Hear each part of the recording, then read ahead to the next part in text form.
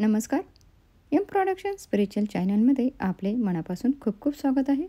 आज आपण या व्हिडिओमध्ये जाणून घेणार आहोत अनंत चतुर्दशी म्हणजेच भाद्रपद शुद्ध चतुर्दशी व्रताबद्दल. अनंत चतुर्दशी हे व्रत अतिशय बिकट परिस्थिती निर्माण झाली तरच मागून घेतात. ओळीने 14 वर्षे हे व्रत करण्याचा प्रघात आहे. सर्व व्रतांमध्ये अनंताचे व्रत कडक आहे. या दिवशी भक्तिभावाने अनंताची पूजा करतात. शुद्ध पाण्याने ताम्रकलश चौरंगावर मांडून त्यास 2 छोटे रुमाल गुंडाळतात. त्यावर दर्भाचा शेर तयार करून ठेवतात. कलशावरील पत्रात अनंताची प्रतिमा किंवा शाळीग्राम मांडून षडोपचाराने पूजा करतात.